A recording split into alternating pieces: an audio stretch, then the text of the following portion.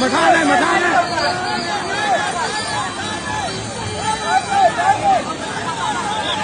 ာကနဲ့မနိုင်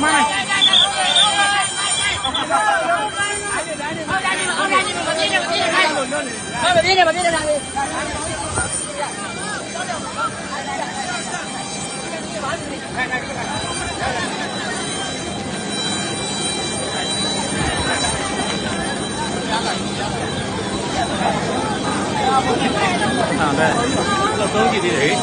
မပြင်းနဲ့တော့တမင်းနော်အဖေလေးနဲ့ဒီနေတက်လားဘာမှပြဖို့ဒီမှာအလွတ်ကြီး